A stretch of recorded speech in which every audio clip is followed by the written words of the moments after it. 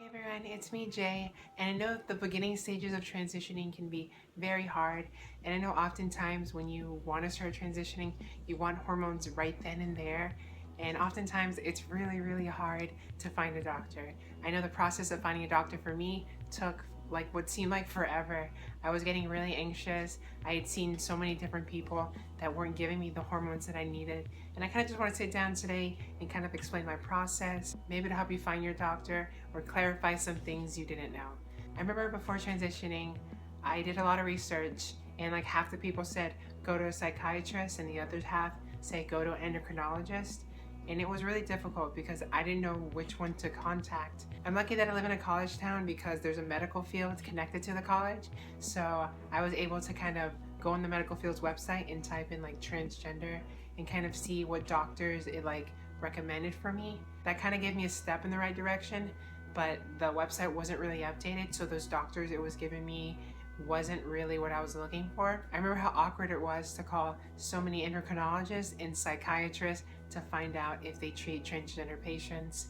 I called and I was like, yeah, and it was just really awkward because I know that they didn't really understand what I was looking for. So the first step that I recommend is Googling your town, like transgender with your town, and like transgender doctor with your town, and just kind of try and find different things like who prescribes hormones and stuff like that. So once you get a list of doctors, I recommend that you go on their websites and find their insurance policies and what insurance they take and see if it matches up with yours if you do have insurance, or see if they're cheap if you have to pay out of pocket. When it comes to finding a right doctor, like whether it be a psychiatrist or an endocrinologist, it honestly depends on where you're at and your financial situation, because sometimes one or the other might be cheaper. So don't worry about what might be better, just worry about what you financially can afford to take you to the process that you want to be at.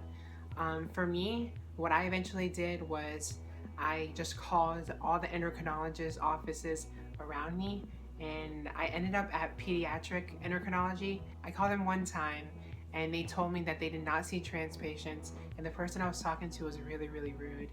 And then I was looking at different numbers and I ended up calling the same place twice on accident, and I asked them again, and luckily the person I talked to was really involved with a gender clinic that they had just opened up. So she was like, oh my god, yeah, we just opened it up like last month. We have a gender clinic for transgender patients and I can definitely get you scheduled in. For me, that was like such a big moment because I had gone to several doctors because the process was just so frustrating. So if you're looking for a doctor, I really recommend that just Google as much as you can and call endocrinologists in your area and call psychiatrists in your area. Just kind of play with it.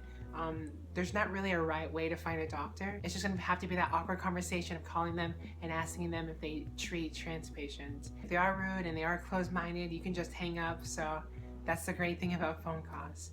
So in my situation, I ended up in an endocrinologist office, and luckily the endocrinologist office had a gender clinic they had just opened up. So every Friday they basically dedicate their day to trans patients, and they have a psychologist come in who evaluates you, and then all the endocrinologists are so eager to start you on hormones, especially because I went to a pediatric endocrinologist, so I was already older than a lot of their patients. So whenever I showed up, they were like, okay, yeah, you can start today if you want, because they had a psychologist there to evaluate me and the doctors there to prescribe hormones to me. So the first day I showed up, they were like, do you want to start hormones today?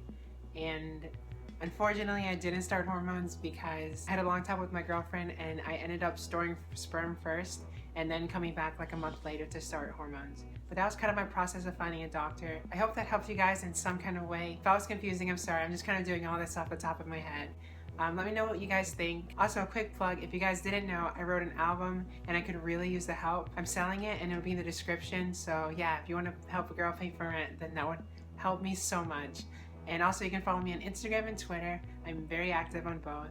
And if you need any further details on anything, feel free to DM me anywhere. I've been on my phone so much lately because of all the recent feedback I've been getting. I've just been so eager to connect with everyone. So yeah, thank you guys for watching, and I'll see you guys in the next one.